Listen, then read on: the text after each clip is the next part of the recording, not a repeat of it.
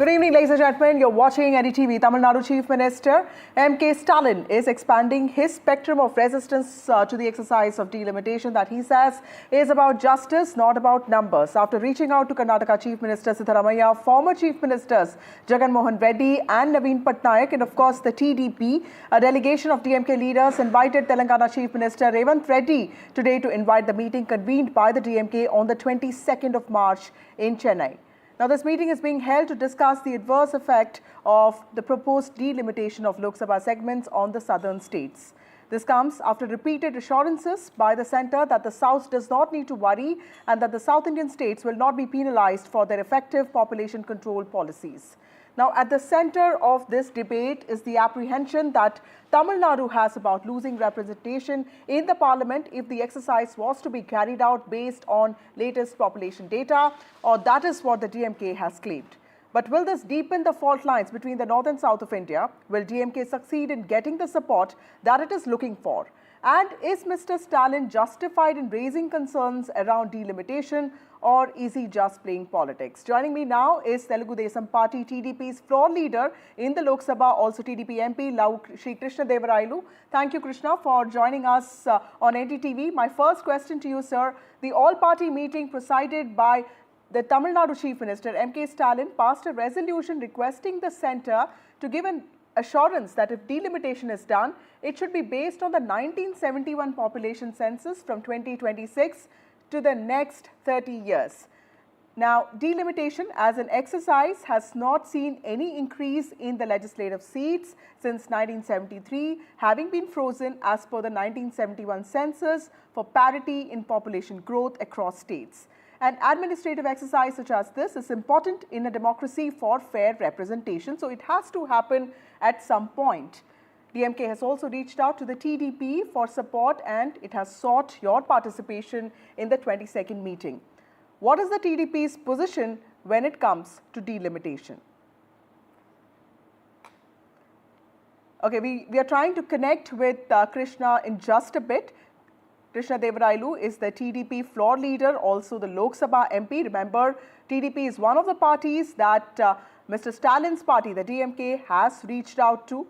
And the DMK has also reached out to several other parties. In fact, today you can see the visuals there of the DMK party delegation reaching out to Revanth Reddy, the Chief Minister of Telangana. And Revanth Reddy has agreed in principle to attend the meeting that will be convened by the DMK on the 22nd of March. And this is to discuss the potential impact of delimitation exercise on the southern states of India. It's not just the southern states that Mr. Stalin is reaching out to. He's also reached out to eastern states, including Odisha. Okay. And West Bengal. Okay, we will try connecting with the TDP MP in just a bit. We have other guests now. Let me just bring them in. We have Mohan Kumaramangalam from the Congress party. Mohan, how do you see the DMK spearheading this movement when it comes to the delimitation exercise? Because the Congress party is, of course, a junior partner in Tamil Nadu. And when it comes to delimitation, it's going to be a tricky exercise for you because you also are looking for a revival in the north of India.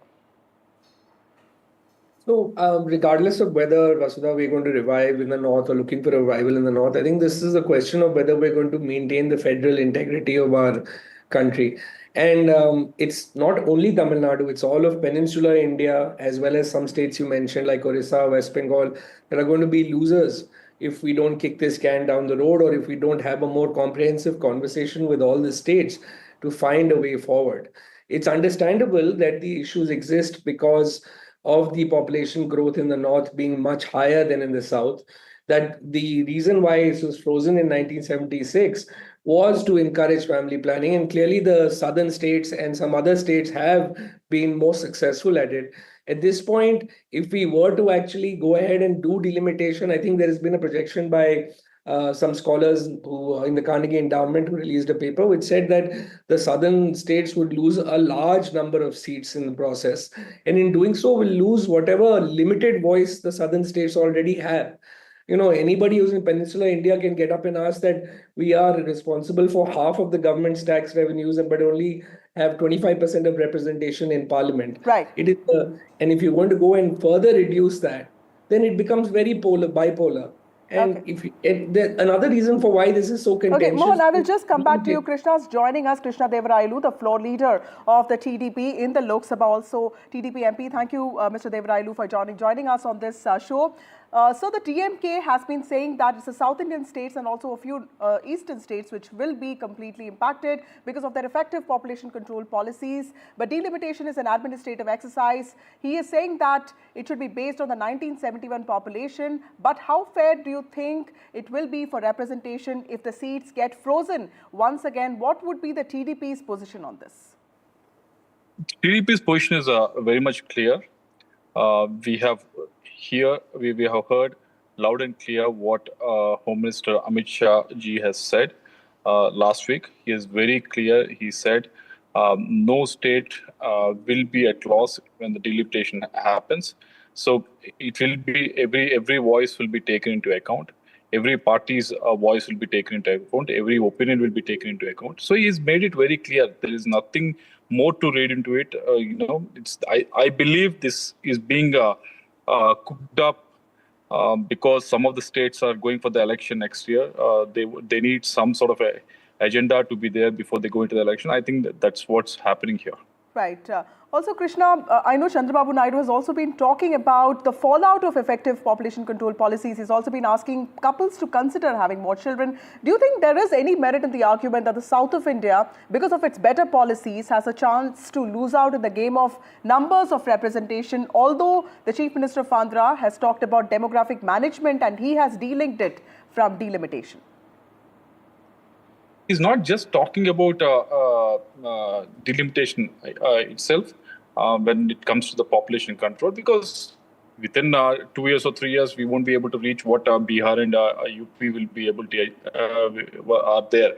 But what he's talking about is in the next 20 years or so, we have seen the examples of Japan and South Korea, what's been happening and how they are losing their demographic dividend because of the dwindling population. So in the next 20 years, when human resources are going to be very precious, he doesn't want Andhra to be falling behind, because we have seen what people of Andhra have done in the last 3 to 4 decades, when they are given better opportunities in education, when they were able to travel to other countries, when they were able to settle in other countries, how much they were able to achieve in not only in India but across the world.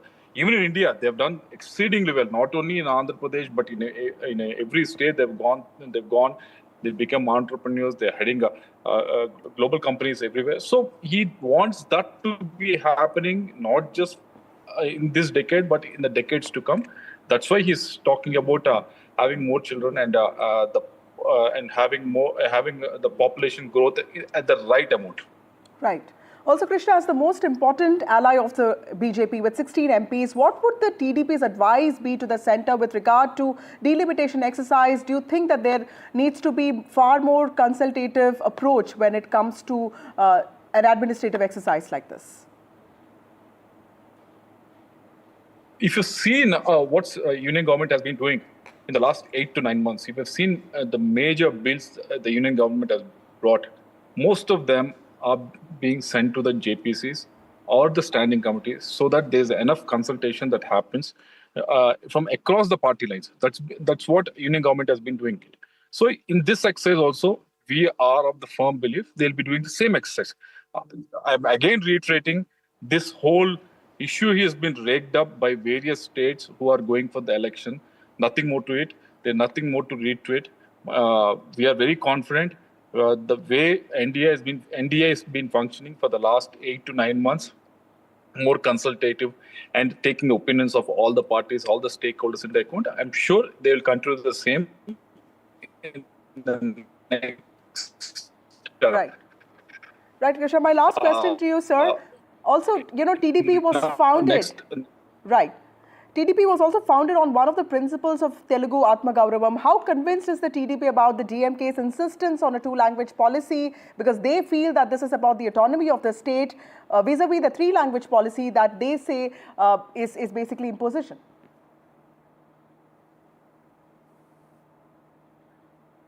Okay, we'll try connecting with Krishna Devarailu in just a bit. Going back to my other guests now, but first let's also listen into what Revanth Reddy said today and how the AIADMK is reacting to the politics of DMK versus BJP.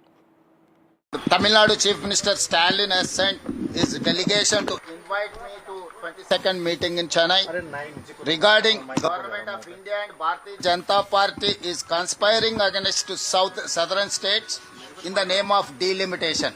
Delimitation is going to limitation for south. This is not delimitation.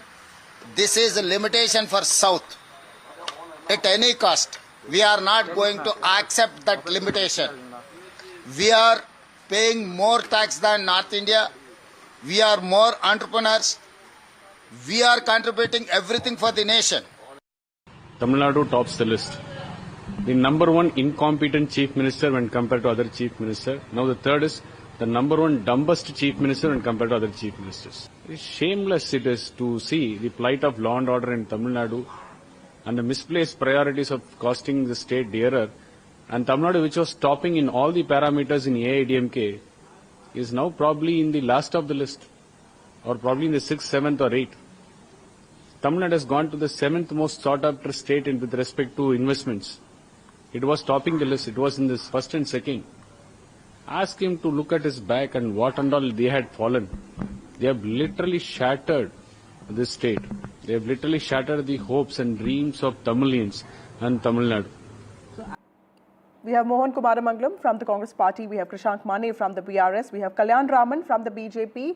And we also have R.K. Radhakrishnan, who is from the front line. Thank you all of you for joining me on this broadcast. Also, Salem Dharnidharan from the DMK.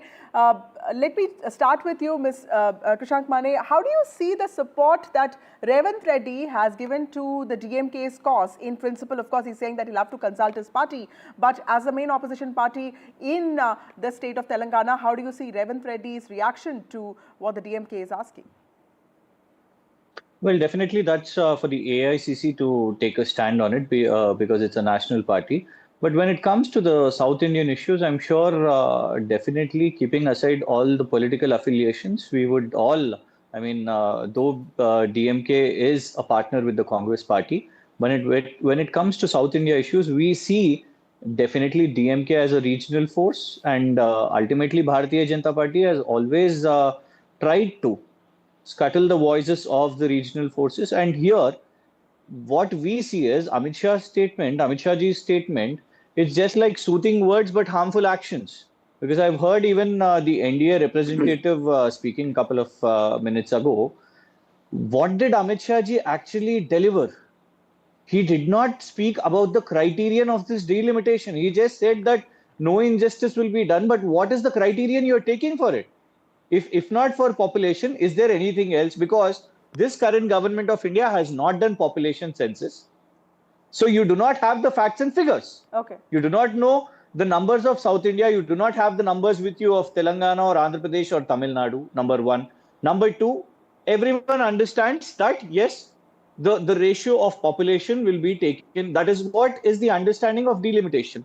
Because for every point, be it finances, be it for budgets, in the union budgets, we are very clear that since 2014, since the Modi 1.0 or 2.0 or till the recent union budget, Telangana has got a absolute gross injustice in every union budget. Okay, so you're saying that all South and Indian now states should unite, and you see a lot of merit in that argument. Okay, let me bring in RK here. Absolutely. RK, you know, the social fallout is on one side, but as somebody who has observed the south of India, and especially Tamil Nadu for years, we all know that there's history to Tamil Nadu's resistance to any kind of imposition. But when it comes to the two-language policy or delimitation, two matters. Do you think they have the potential to become pan-state issues even today that can help DMK ride the anti-incumbency? Because, sir, the DMK party has not really come back to power for 2 consecutive terms. It's the AIADMK that's managed that feat at least twice in the history of Tamil Nadu.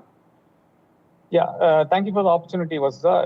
Yes, see, the problem is that obviously there is an anti-incumbency and the DMK is using these two to ride the anti-incumbency. All those are remain facts. But we have to also realize that there has been a traction for this issue across South India. And you can see people from Karnataka reacting. You can see people from both Telangana and Andhra Pradesh reacting, regardless of what our TDP representative has to say. So it is no longer an issue that is about the DMK or what the DMK has taken up. It has become larger than that. In fact, you would know that more than 90,000 school students in Karnataka couldn't clear class 10 because they failed in the third language, which is Hindi. This has become a huge issue, and parents are taking up the issue, and a whole lot of other people are taking up the issue, including politicians. Of course, it is part for the course that politicians are taking up the issue. So you see that in language issue, and slowly, I'm not sure that the delimitation issue has become as big in South Asia, South India, but I'm very sure that with time and with this meeting that Mr. Stalin has convened, it will also clearly give the traction for this issue, and people will start talking about delimitation as well. Okay, before RK, I'll let you go. Let me also ask you this one question. The growing animosity between Tamil Nadu and centre due to these issues, do you think this confrontational politics is actually going to do any good to DMK as a political party, as a ruling party? Because this is also going to be election year, and in our recent experience, we've seen the Aam Aadmi Party failed miserably, in Delhi to actually get another term because it was constantly at conflict with the centre. Yeah, Vasudha, the change here is that the BJP doesn't have much traction. Okay, we'll try connecting with RK in just a bit. Mr. Kalyan Raman, will you take that question, sir? Because, there's growing animosity between Tamil Nadu and centre. Do you think that this will have impact on Tamils, will this change the perception that they have about the centre as, will they start thinking of the centre as a force that is antithetical to the interest of Tamil? Is that one apprehension that the BJP has? Basically, the DMK government is shivering with fear on multiple fronts. Number one is that they are getting into a huge amount of scams, particularly the TASMAC loot that has just come out. We anticipate that to go up to the 1 lakh crores in a state, contrary to the fact that the coal scam is 1.86 lakhs for Pan-India and 1.76 lakhs for 2G. This TASMAC scam is expected to be 1 lakh crores for a state which has only 8 crore population. So such things are fanning out for DMK to defend themselves. They have reasons to rake up issues like, for example, the symbol of rupee. Today, our great CMS raised that action issue by removing the logo of the Devanagari from the rupee. So this is the cheap, trivial, senseless, foolish, idiotic, nonsensical thing that the DMK is indulging in. That includes delimitation, which is the point of contention today we are talking about. Now let's go to the question of delimitation. What is that the BRS or the incumbent Congress government is talking about? What is that they are expected to lose? Assuming that we are going to implement delimitation. Assuming. Number one, there is no fund allotted in the current budget for census, which is a precondition for getting into delimitation at a later stage. The census practice takes at least 1.5 years to come. That is post next year, April, it might happen. That is, the census might happen. Thereafter, whether the delimitation is going to happen or not is a question to be answered. Why are they raising a ghost out of nothing? Because they are failing at multiple fronts. That is why my good friend in BRS or Revanth Reddy, I was just laughing at what he was trying to say.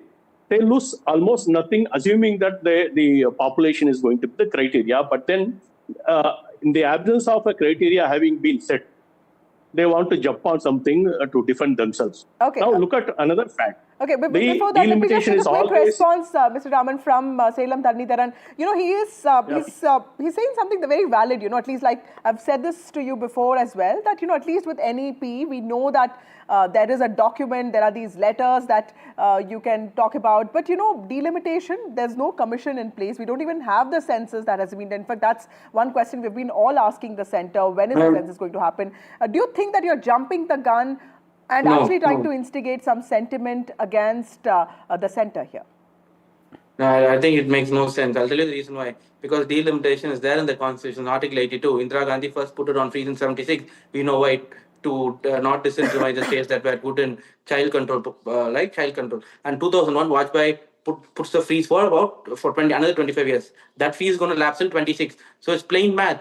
Once the freeze gets over, delimitation committee has to be formed. And then the parliamentary constituencies would have to be redrawn based on population. It's there in the article. That's why we are saying either bring about a freeze for another 25 years or put a temporary freeze and bring the states to consultation. Right? These are the two options left. Because when 31st December 2025 will go and 1st January 2026 will happen, then no one can stop delimitation from happening based on population until and unless BJP brings about a new bill or goes and abolishes the Article 82. That is why an amendment has to be brought about immediately. It's very urgent. We are not jumping. Okay. I think people are not understanding the matter. Before I go to Kalyan Raman for the final word, would you say something on this, sir? Vasudha, you have to give me a chance. Yes, Mohan Kumar Mangalam. Yeah, please, sir. Vasudha, so first of all, as far as what Mr. Amit Shah said, I mean, we've heard some of these platitudes from him before. What we saw with the Finance Commission also was when they adjusted for delimitation, the devolution to the southern states fell. As far as this being an electoral issue, I don't think it holds any water. It is not being done for the Tamil Nadu elections in 2026. In 2002, there was an amendment that said any census after 26 will be used for delimitation. And had they done it in 21, only after the 31 census would this be applicable, which is why this has taken a certain amount of urgency. And that's exactly why DMK and all southern states have gotten up to talk about this issue. And when Mr. Amit Shah says that no one will lose a seat, is he then talking about an expansion of parliament to 843 seats, which is what will be projected to be? Even then, when it expands to that level, the proportionality of our voice will be severely lowered. And that is something that is most concerning to us. It's not even an absolute number of seats that we're talking about, but whatever the parliament ends up being, whether it's the same number or the 843 expanded number that people are talking about, the proportionality of our voting power should not be reduced. And that is something that I haven't seen a single solution to from anyone, which is why a completely wide consultation has to be done. That's fair enough. Kalyan Raman, sir, would you respond to what both the DMK and Congress spokesperson say? Because they say that there needs to be clarity because the proportionality of representation is a cause of concern here. No, let us not talk about assumptions and presumptions here. So in the absence of census, let him respond. Discussed is a nonsense, number one. Please allow me to complete. Okay. The DMK is raking up, no other party is raking up. So means what? They are failing all around. And hence they want to ensure that the discussion is drifted to something else, narrative set on something else. Nothing more than that. And finally, thanks to Mohan Kumar Mangalam for accepting himself to be a regional party. Thank you. Okay. Krishank Mani wanted to quickly say something.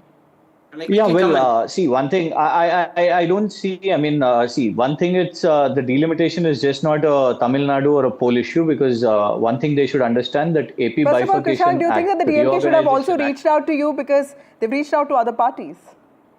Absolutely. And one more thing is AP Reorganization Act clearly speaks about delimitation which should happen by 2026 for the Telangana and Andhra Pradesh. So we will definitely raise the voice about it. I see Bharatiya Janata Party wants to make it an issue. That's why on a debate of delimitation also, they are talking about the localized camps. I mean, being from Telangana, my interest would be about the clarity that, number one, you officially at least state that you're not going to do delimitation now. Or number two, how are you going to do it? I don't think the BJP leader spoke about it. It has been said. What's your problem? You have grown by 144%. What is the problem? You don't even know your numbers. Gentlemen, you don't even know your numbers. Also. You have your numbers. You have your numbers. You haven't. Yeah, I have your numbers. I can give you. If UP had grown by 182%, you have grown by 144%. Tamil Nadu is limping back. That is due to population control. What's your problem? What is the problem of Telangana? Why are you jumping the gun? See, how do we believe the numbers made by Bharatiya Janata Party office? Don't you have an ideological issue to talk about? Don't you have an ideological issue to Completely talk out of about? time here. DMK reaching out to several parties in the south of India. Tamil Nadu Chief Minister M.K. Stalin has invited various chief ministers and leaders of different political parties across states to participate in discussions to be held on the issue of delimitation of Lok Sabha constituencies. Those visuals there of DMK leaders meeting several chief ministers, several political leaders from the south of India have also voiced their concerns over delimitation. Just heard the PRS spokesperson also talking about that, claiming that the process needs to be far more consultative in nature, but the BJP has also said that this is the DMK just playing politics for its own vested interests, and the Home Minister repeatedly saying that the south of India will not be penalized for its effective population control policies. With that, it's a wrap on the show. More news and updates on the other side.